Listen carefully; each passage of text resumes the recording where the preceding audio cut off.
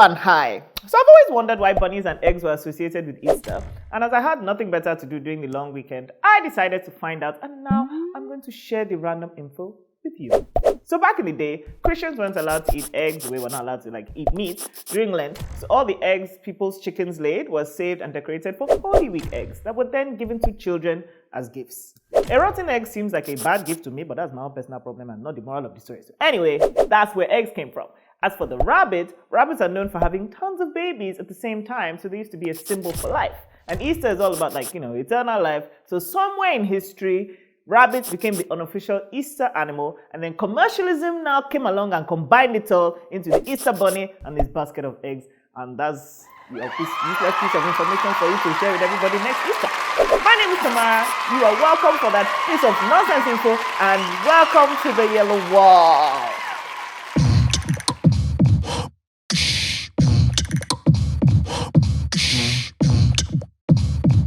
Make I tell you the matter. Still an butter with this pure water, but no be me go judge. It's been an interesting few weeks. After years of people doing apropos and wondering why Don Jazzy wasn't married, he revealed that he actually got married back when he was 20 and has no desire to do it again until he's 100% about it. He dropped this news with pictures from his wedding day of him and his very pretty ex. And that man has given us such great music that I really do hope he finds another special someone at some point, because honestly, the man deserves. The internet was in a tizzy because on the show Nigerian Idol, one of the judges, the notorious Shay Shay, told the contestants that they have no future in music. Some people thought she was way too harsh, with others saying she was just speaking her truth, but everyone agreed that, whether it's your truth or not, she didn't really have to say it. It was a bit mean. So yeah, Shay Shay is once again in everybody's bad books. And speaking of unpopular news and bad books, the most beautiful reggae jump Page, aka the hottest dude from Bridgerton, will not be returning for season 2. And while I understand that this makes sense from a story standpoint, I can't lie like I had any other business with the show other than that man's face and other body parts. So the show is therefore cancelled or finished, or season 1 was just the end. So bye Bridgerton, it's been real. The Duke and Bridgerton's breakup wasn't the only one that's confused everyone recently. Saweetie and the Migo named Quavo broke up, and considering how much of their relationship they shared, we were all a little sad for them. Saweetie broke the news on social media, and Quavo replied with a sort of petty agreement calling her out for spilling their business, but we all knew from their tweets, we knew, okay, it was the end. And it was sad, but whatever, breakups happen. A few days later, there was footage of the couple getting into a physical argument in a lift that leaked online, and it was unpleasant to see and looked like a bad situation for both of them. But it wasn't even the video that got me. What was really interesting was all the discussion afterwards. A lot of people seem to think there wasn't anything wrong with the video, in which, by the way, you can see she kind of swings for him, he dodges, he pulls her, slams her against the lip. They were doing MMA. But his passion? Handsome as hell but not too sharp boxer Adrian Broner even went on to say that all they were doing was showing typical black love. Wow, guys, the devil is honestly a liar because, wow. The thing is, so many people agreed with him that at some point, I started to wonder if it was me that was insane. So I have a few questions, which brings me to the topic of the day, some questions about black love. Question 1, why don't we know there's a difference between passion and toxicity? Okay, so as far as I know, passion is when you're with someone and you people feel this epic Hollywood type love for each other. Like it might be dramatic, it might have a few bumps and twists, but for the most part, your relationship should be a lot of good, like mostly good. Sometimes even all good, with only external life shit being the problem. Based on the kind of healthy, passionate love I've seen and felt, it's supposed to be like a sigh of relief, not a goddamn struggle, But toxicity, on the other hand, is when you love the person, but bruh, matter is hard. You feel all the fireworks, and yes, there's passion in toxicity, but there's a lot of unnecessary stress involved too, and a lot of pain. And a lot of people let toxicity slide because they think it's passion. Like you hear people say, oh yes, he hit me because he loves me. Nah, G, he hit you because he's a bastard.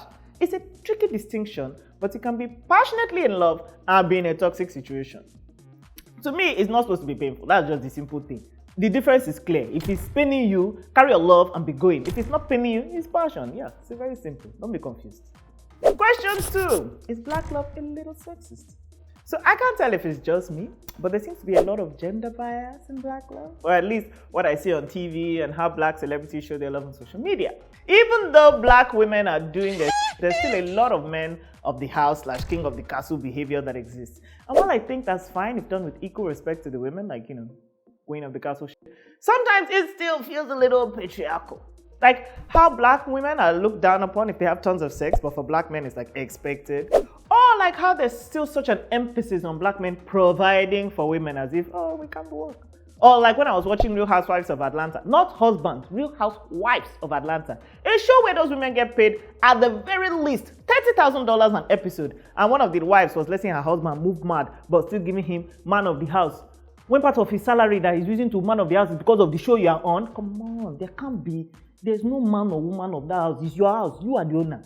Am I overthinking this? Because again, I'm just asking questions. Me, I don't know. My editor is saying yes, I'm overthinking it. But that's because, anyway, one day I will bring your babe here to ask questions. My producer said no, I'm not. So you see, I don't think I am. I'm not trying to say there's not a lot of badass black women in healthy, equal-looking relationships, both among celebs and in black media. I know there's plenty. But all I'm trying to say is the sexist narrative is not dead. It's not. And speaking of sexist narratives, question 3. Why is the narrative that men will always cheat still a thing? Ebuka, why is this still a thing? You said it today on this set. This is why we need BTS camera, so we can point at him, the guilty culprits. How is it 2021 and this is still a thing? People believe. How has everyone not learned that we can all cheat if we want? The same way we can all hold ourselves if we want and not cheat. That aside, it is ridiculous to assume every single man will cheat. It's ridiculous and it's a terrible mindset to go into a relationship with, because if you go in already ready to accept such, then yeah, that's what you're going to get. Men cheat, women cheat, and every situation is unique, yes. But for the most part, nobody who loves you will continuously hurt you. Like a person who cheats on you once, we can say it was a mistake. But more than that, and he's not a man doing his thing. He is what is simply known as bruh. There was a woman on one of these other black reality shows who said she doesn't mind respectful cheating. As per when her man cheats, he has to be respectful enough to make sure that she doesn't find out. What is that? What does that even mean? The whole thing is like an oxymoron. Moron? Oxymoron. The whole thing is an oxymoron. It's like saying respectful murder. Like the killer has to make sure the victim doesn't know when they're about to be killed. My dear, the murder is still a murder, just the way the cheating is still a cheating. Not all men will cheat. That's the moral of the story. If you want a focused, loyal man, then you better make sure that you settle for no less and don't come with this stupid idea everybody will cheat. Shut up! It's a lie. Question 4. Why does black content normalize toxicity?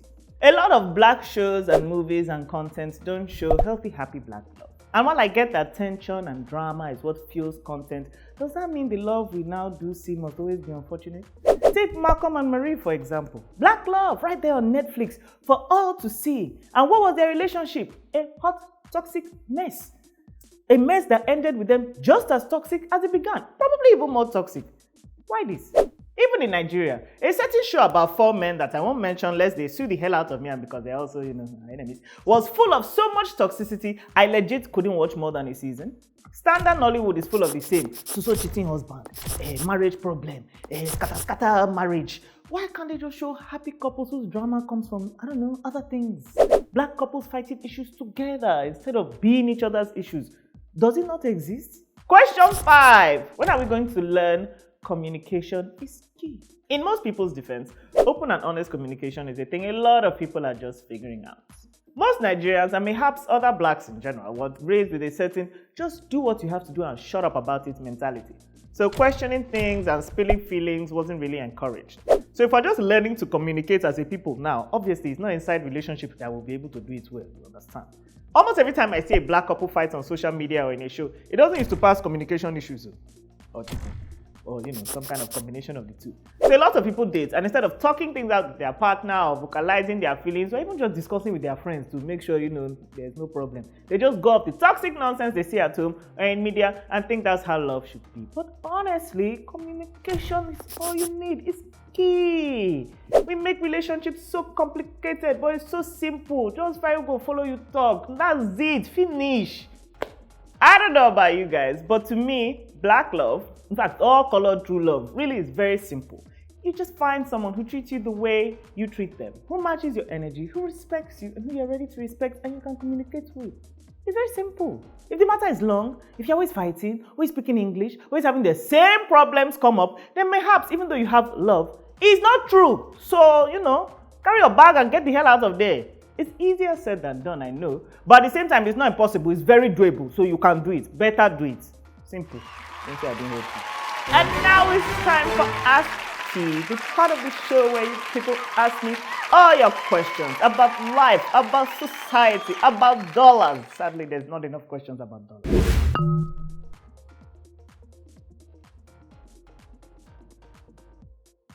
Oh, honey. Sweetie, baby, that man's cheating on you. That man's cheating on you, most likely. Even if he's not cheating on you. I mean, all the signs are there.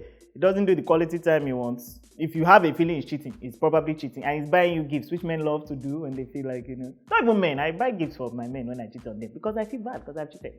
So he's probably cheating. But even if he wasn't, the fact that you want quality time and he's not giving you quality time, my girl, bounce. Like, get what you want. Many men out there are ready to deliver. So don't, limit yourself to one. Unless he has a massive, even if, don't, just leave him. Maybe collect some more gifts, Maybe give him to the end of the month. Set a time and be a little dramatic so you can really give gifts. If you need laptop, get all those things. Dump it out. You're welcome.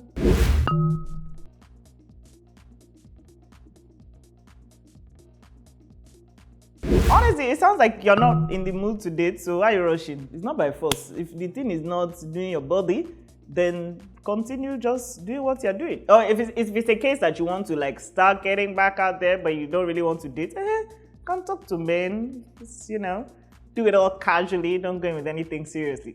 But from the sound of it, you don't want. So be in your house by yourself. There's nothing wrong with that. It's society that's saying all this being single is a lie. Buy a vibrator and feel alright, my dear. You don't need them.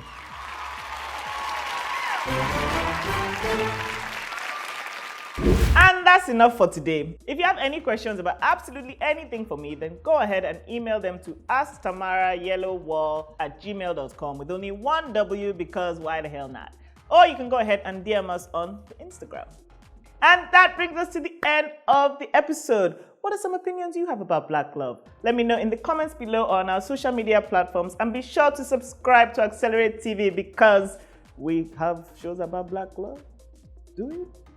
No? Just subscribe for more of me. My name is Tamara and I'll be back in 2 weeks with more from the Yellow Wall. Why don't we have shows about Black love? The first drama series we will do Nameda, a dead drama. What of love?